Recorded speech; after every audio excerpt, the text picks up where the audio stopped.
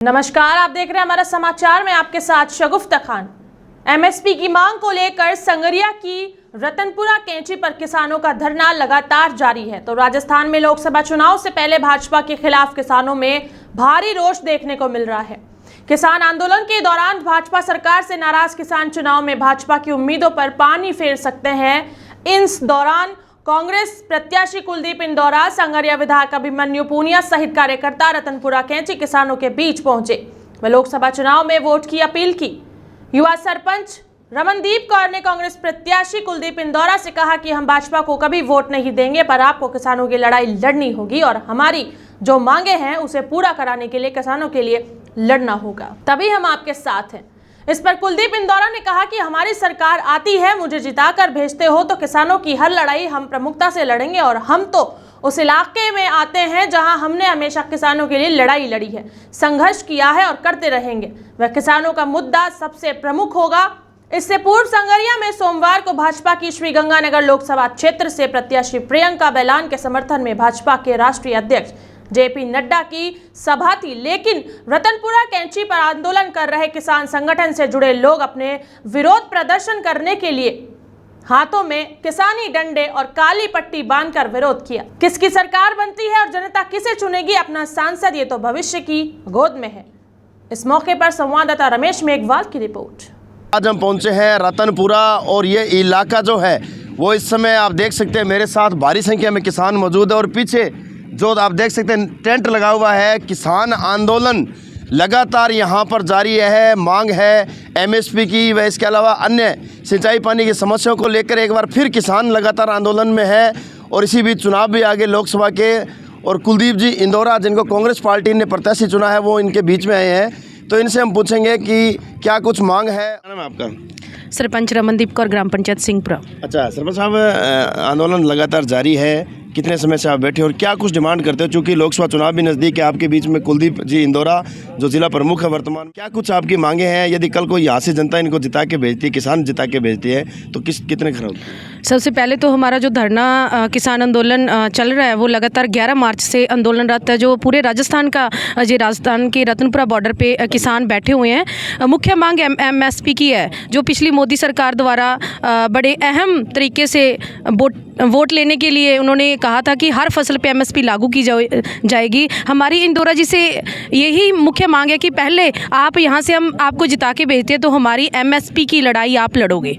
Second बात हमारी भाखड़ा की है, जो मुख्य मांग हमारी राजस्थान की भी है कि आप हमारी भाखड़ा का जो पानी है, जो डैम बनाने का जो भी समस्या है उसको आप उठाओगे।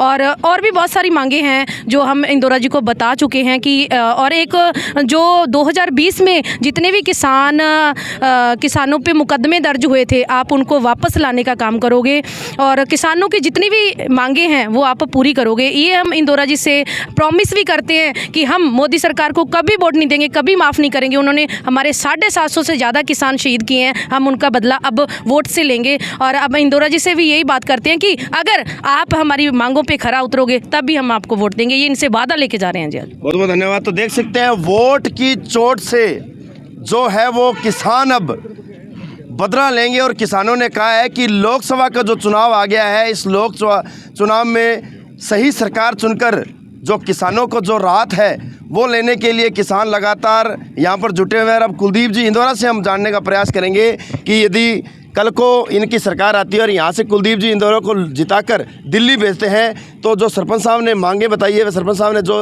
तमाम चीज़ें बताई उन पर कितना ये खरा उतरेंगे और क्या कुछ वादे करते हैं। तो कुलदीप जी, सरपंच साहब ने अभी बताए हैं और बाकी तमाम इन चीज़ों से आप कोई मतलब अनजान नहीं हो, क्योंकि लगातार जिस क्षेत्र से आप जाने जाते हो वो क्षेत्र जो है वो आंदोलनों की धरती कही जाती है, संघर्षों का वो इलाका है और वहीं से आप निकल के यहाँ तक पहुँचे हो, फिर भी क्या कुछ कहना चाहेंगे?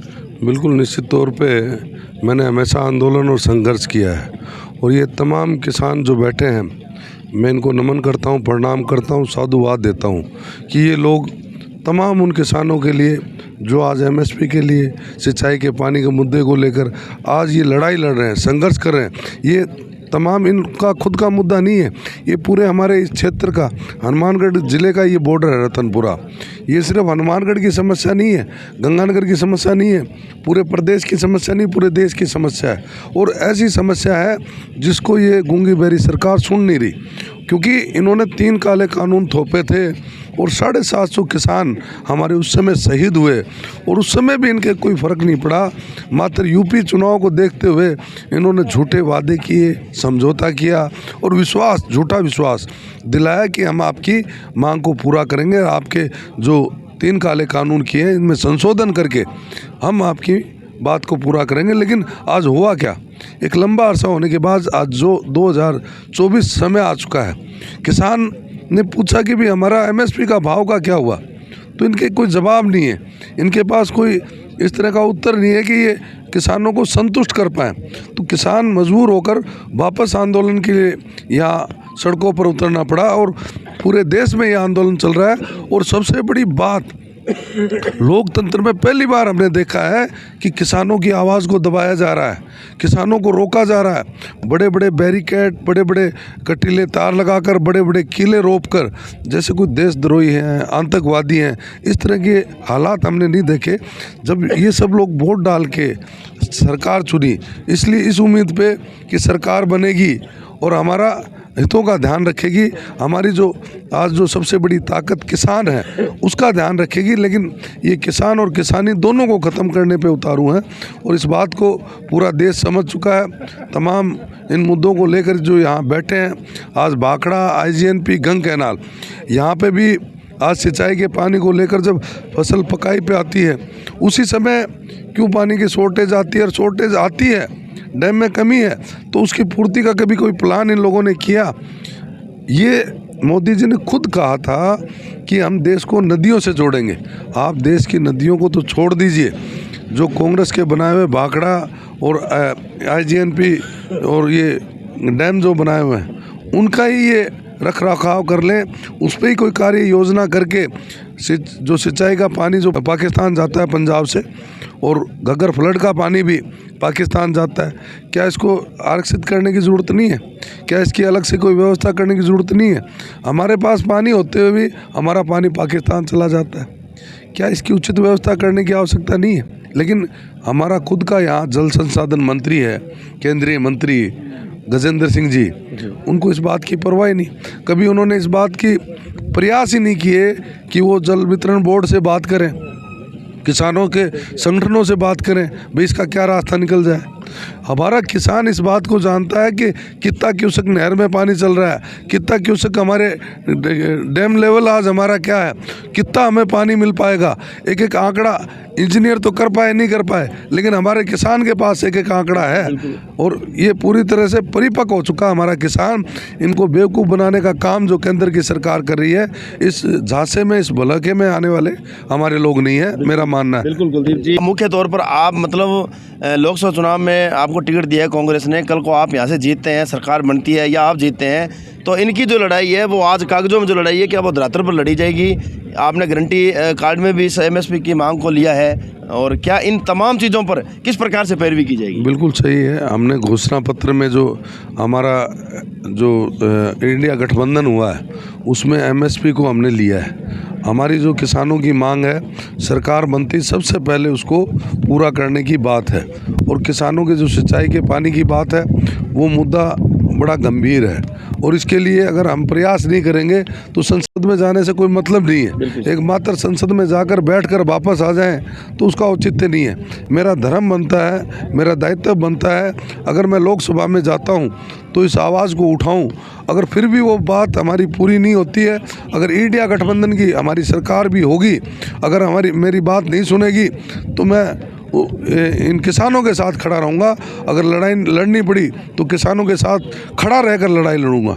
बहुत बहुत धन्यवाद कुलदीप जी। तो कुलदीप जी इंदौरा, बिल्कुल किसानों की तमाम जो मांगे हैं उनको लेकर मैं धरातल पर लड़ाई लड़ूंगा, और सरकार आती है तो बिल्कुल प्रमुखता से इन तमाम मांगों को पूरा करने के लिए जो है वो रखी जाएगी। और अगर यहाँ से जनता मुझे जिता के भेजती है तो सड़कों पर ये लड़ाई लड़ी जाएगी, और अंतिम सांस तक जो है वो किसानों की तमाम मांगों को पूरा करने का प्रयास किया जाएगा। अभिमन्यु पुनिया जी, कांग्रेस के रूप में विधायक जनता ने यहाँ से आपको चुना है इस बार, हालांकि राजस्थान में आपकी सरकार नहीं रही, लेकिन कांग्रेस की सरकार संगरिया में जनता ने बनाई है। क्या कुछ भरोसा दिलाना चाहेंगे? तमाम जो किसानों की मांगे हैं वो आज भी अधूरी है। कुलदीप जी भी आपके पीछे पहुंचे। किसान संगठन साथी लंबे समय से एमएसपी की मांग हो, दिल्ली में आंदोलनरत को मांग हो, यहाँ पर संगरिया हरियाणा की जो सीमा है लगातार यहाँ पर धरना दे रहे हैं, प्रदर्शन कर रहे हैं। जेपी नड्डा जी भाजपा सरकार के राष्ट्रीय अध्यक्ष जी आए तो पुलिस प्रशासन के द्वारा भी दुर्व्यवहार हमारे साथियों पर किया गया। युवा साथी भाई मनदीप सिंह को गिरफ्तार किया गया, अन्य साथियों को गिरफ्तार किया गया।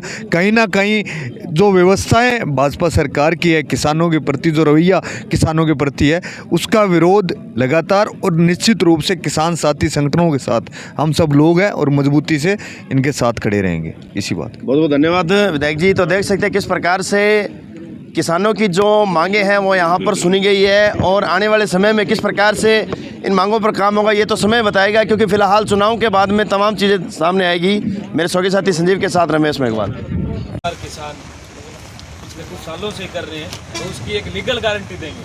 लीगल गारंटी की उन्होंने बात की है, न कि मोदी का जो जुमला है उसकी बात। लीगल गारंटी की बात ਸਾਡੀ ਤਾਂ ਗਰੰਟੀ ਤੁਹਾਡੇ ਤਾਂ ਹੀ ਹੈ ਇੰਦੌਰ ਜੀ ਸਾਹਿਬ ਤੁਹਾਡੇ पूरे 5 लाख पंप ले पूरी ਤੁਹਾਡੇ ਉਹ ਵੀ ਜਦੋਂ ਅਸੀਂ 2-4 ਵਾਰੀ ਮੁੱਦਾ ਉਠਾਇਆ ਤਾਂ ਉਹੀ ਆਇਆ ਵੀ ਉਹ ਕੇਂਦਰ ਸਰਕਾਰ ਦਾ ਮਤਲਬ ਉਹ ਹੈਗਾ। ਇਹਦੇ ਵਿੱਚ ਆ ਵੀ ਤੁਹਾਨੂੰ ਅਸੀਂ ਕਹਿਣਾ ਚਾਹੁੰਦੇ ਹਾਂ ਕਿ ਸਾਡਾ ਉਸ ਦੇ ਉੱਤੇ ਵੀ ਸਾਡਾ ਮਤਲਬ ਹੱਲ ਕੀਤਾ ਜਾਵੇ। ਜਿਹੜੀ ਬੰਦੀ ਆਉਂਦੀ ਉਹ ਸਾਨੂੰ ਨਾ ਦਿੱਤੀ ਜਾਵੇ। मैं तो बगैर ਤੁਹਾਨੂੰ ਕਿਸੇ मैं कई बार की होता है, कई बार अलग डैम बना लो कोई राजस्थान से एक और जिस ਨਾਲ ਪਾਣੀ ਰਿਜ਼ਰਵ ਹੋ ਜਾਵੇ ਤੇ ਆਪਣਾ ਏਰੀਆ ਜਿਹੜਾ ਆਪਣਾ ਘੱਟ ਤੋਂ ਘੱਟ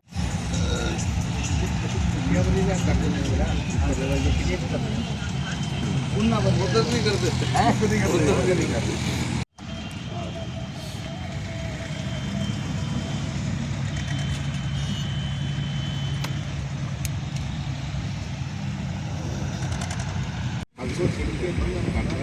जेकर सिख सरकार के हक जे